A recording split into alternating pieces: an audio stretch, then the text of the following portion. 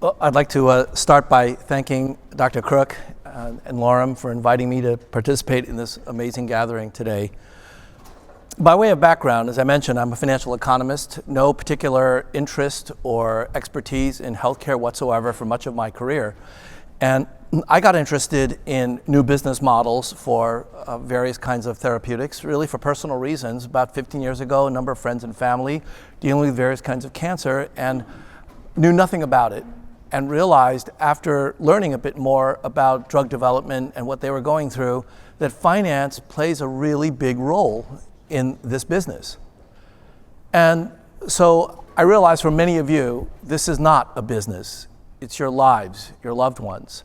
And so I want to apologize in advance for talking about profits and losses and dollars and cents when you're talking about human life. It's, to many people, obscene and frankly offensive. It is to me as well. My mother died of cancer, and to think about having to put a dollar value on her life and therapies is very difficult. But I realized that then that if we don't do that, we're not going to get the funding we need to develop these therapies. And the first thing that I ran across when I started talking to experts about this is the so-called Valley of Death. And I was wondering, what does Southern California have to do with drug development? You know, why are people talking about the Valley of Death?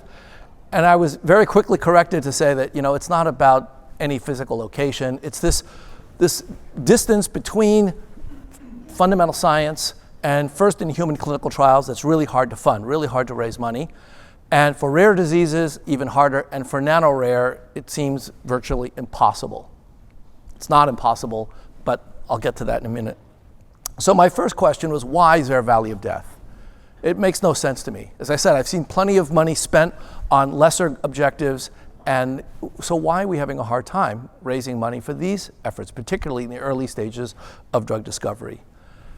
And I came to the conclusion that it has to do with risk and uncertainty. Risk, the randomness that we can parameterize with probability distributions and statistics, and uncertainty, the randomness that we cannot quantify, the unknown unknowns.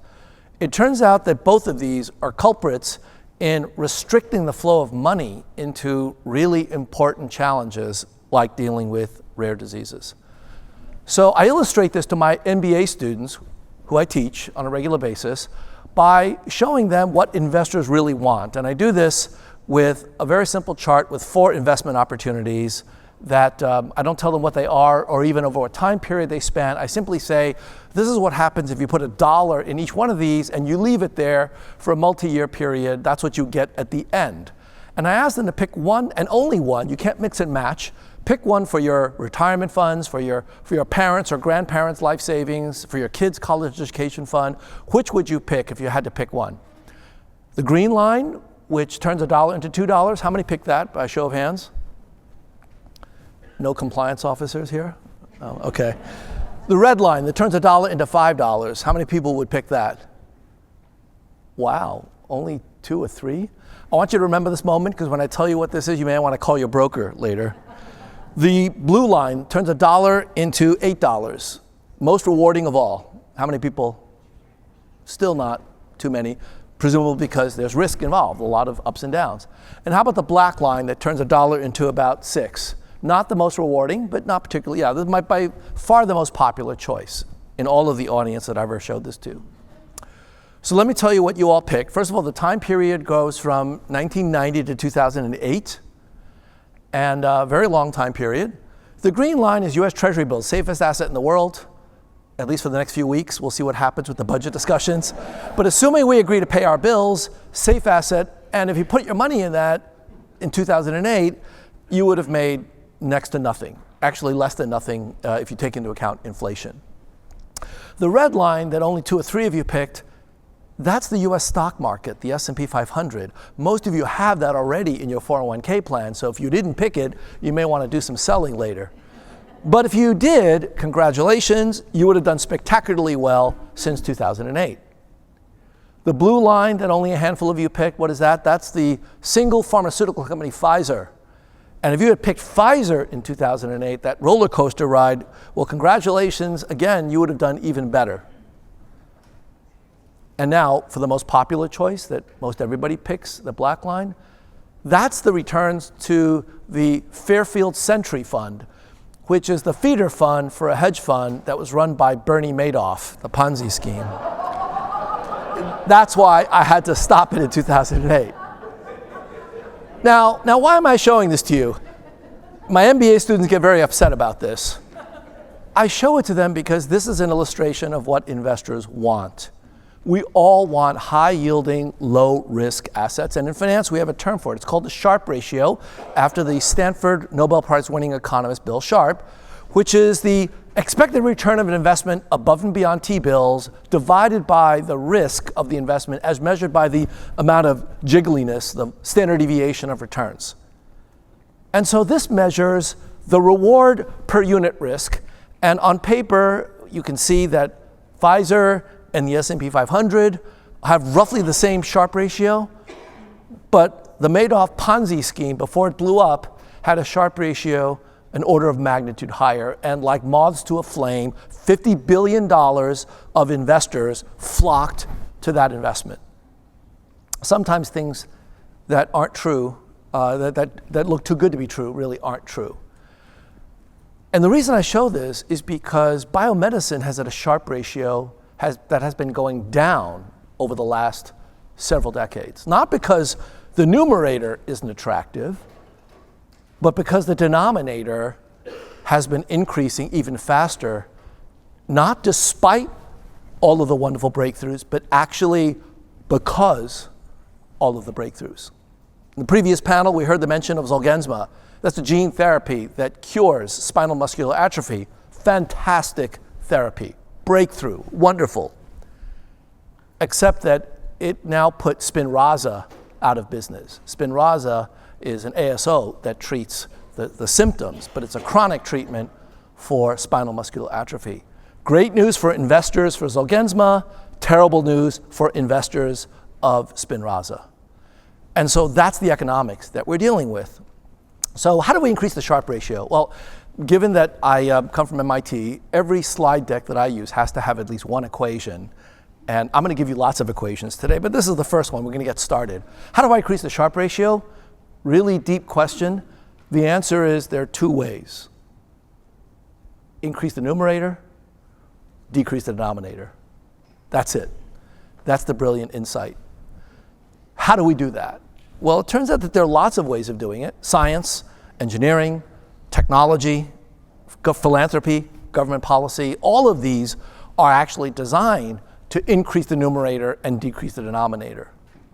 But there's one set of methods that have not been used as often, and that is new business models and financing strategies, financial engineering. That's what I want to talk to you about today. So there is a new business model that can be used to deploy capital in ways that are more efficient. And I'm going to give you an illustration of what that might look like. Imagine that you've got a drug development program that looks like this. It takes M years to go from preclinical all the way to FDA approval, M years. And you put up C dollars up front in investment capital to develop the drug. That's the development cost from beginning to end. And at the end, the payoff is either some NPV, which is the value of all future cash flows to that particular approved drug with probability P, or nothing with probability 1 minus P. This is a caricature of the typical drug development program. And you kind of see why it can be so challenging for investors, because first of all, we're talking about a large amount of money up front. Second of all, you're going to wait and get nothing in return for M years. And finally, the output is totally binary. Either you get NPV or you get nothing. And the probability P is generally low, but sometimes it's not even low, it's unknown. It's the uncertainty rather than the risk. So suppose that we take this and put it into a portfolio, and let's try to develop N of these things all at the same time. That's the principle that financiers typically use. Don't do one at a time, do 10, 20, 50, or 500, like the S&P 500 at a time. So what would that look like? What would the economics be of a portfolio of these kinds of drug development programs? Well, it's going to cost us n times C dollars, right? N of them, each of them cost C, n times C. What about the expected payoff? Well, that's going to look like NPV per project multiplied by the number of projects that you expect will succeed. And that is n times the probability of success, 0 times 1 minus the probability of success, or n times p. So that's your expected payoff right there. The profit is the expected payoff minus what we put up as our investment capital, and that's NPV times NP minus NC. And if we divide by the initial investment, that is our rate of return right there. This number is what we're going to focus on in great detail in just a minute. But let me make one more calculation, which is this is the return over M years. When we think about investments, we always annualize them and ask, what is the investment per year? And in this case, it's going to be NPV times P over C to the 1 over mth power minus 1.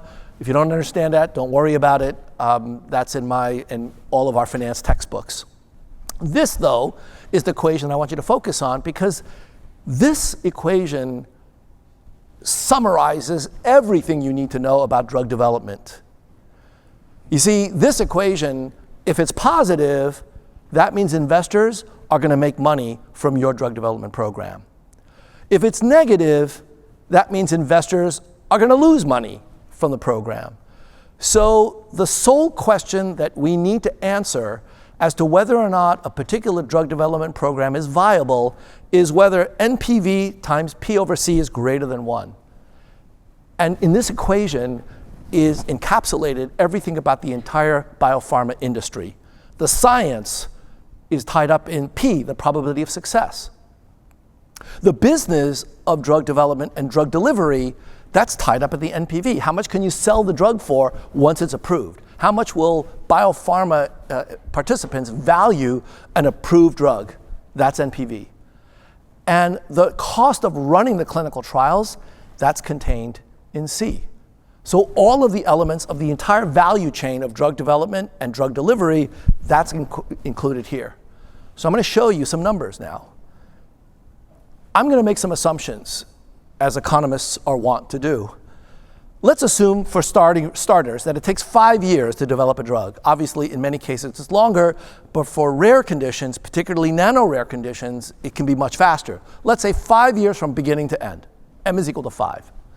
And let's suppose that the day we get an approved drug, it is worth $100 million. That's not what you earn per year. That is the sum total of what somebody might buy the drug for, which basically contains all future estimates of what the drug can earn, $100 million. So in pharma parlance, an absolute failure. Now, the probability of success for different kinds of treatments are in different columns there, from 5% to 90%. And the rows contain different values of what it costs to develop a drug. So let's just pick an element here and talk about it. Let's suppose that the probability of success is 50%. And let's suppose that it takes $25 million to go from beginning to end in developing an approved drug. Again, those of you who are in the pharma industry, you might laugh at that. 25 million is nothing. You can't develop a drug for that. For nano-rare, it is possible. And 50%, that's a very high probability of success. Well, I would argue in Dr. Crook's hands, it should be higher than 50% if you look at the track record that he's amassed. But I digress.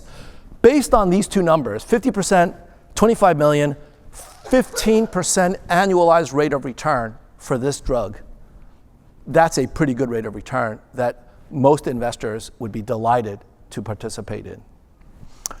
On the other hand, if it turns out that you can increase that probability of success to 80%, congratulations, now investors are going to earn 26%, and they're going to be tripping over themselves to invest in your company. But if it turns out that it costs $40 million to develop that drug, you're now back to 14.9%, and there are a whole bunch of other alternatives that are negative return, where you will never get a private sector investor to give you money because either the science isn't good enough or the cost of development is too high. They will not earn a rate of return. Now, if you change the 100 million to 200 million, the numbers look different and it starts to look much more attractive. By the way, I chose that 100 million not by accident. $100 million used to be what the value was of a priority review voucher. So if you conduct an ultra-rare disease portfolio or a nano-rare portfolio where you're targeting PRVs, a PRV fund, even if none of your drugs make a single dollar of revenue, it doesn't matter. You can still return an investor an attractive rate of return if your science is good enough. So with $200 million, though, we're even better shape. Now, to get 14.9% with 50% probability of success, it turns out that we can spend $50 million per program. Our budget has just doubled because we actually now have more revenue. These numbers will allow scientists and financiers to collaborate to come up with the right business model. And by the way, if you calculate the Sharpe ratio of this portfolio, and you're looking at, say, 20 projects at $50 million per project with a 50% probability of success, the Sharpe ratio is roughly double that of the S&P. You will get investors tripping over themselves to fund this. But that depends on the science, the medicine, and the finance altogether. So how do we do this? Well, one way is to create a business model that I call, for lack of a better term, tech transferase. The idea is to catalyze the translation of intellectual property into drugs for patients. Imagine a private sector entity that's circled in red, which is a portfolio manager, a scientific advisory council, and an investment fund whose sole focus is to make a ton of money for their investors. No philanthropy whatsoever. And they partner with academia, with nonprofits, who are generating ideas, generating intellectual property to be able to be developed. And those projects turn into substrates for the particular holding company that will generate these kinds of investments. And if you look at the stakeholders involved, everybody gets paid. Everybody earns something from this kind of a model of pooling intellectual IP, intellectual property that would be relevant for developing drugs. So let me wrap up by saying that I started down this journey thinking about cancer, and I realized that since 1971, when President Nixon declared war on cancer, we've made some progress. But are we winning or losing the war on cancer? I'm not qualified to say. But as an economist, I am qualified to say that war is the wrong metaphor, because war is based on fear and hatred. And while they are very powerful emotions that can catalyze action, they are not sustainable. You cannot live in a state of hatred and fear for a very long period of time. It will kill you, literally. Greed, on the other hand, is extremely sustainable. And so instead of declaring war on disease, let's put a price tag on its head. Because finance doesn't always have to be a zero-sum game. With the right business models, the right financial structures, the right amount of assets to deploy, we can do the thing that we all say we want to do, but very few of us ever get to do, and that is we can do well by doing good. Thank you.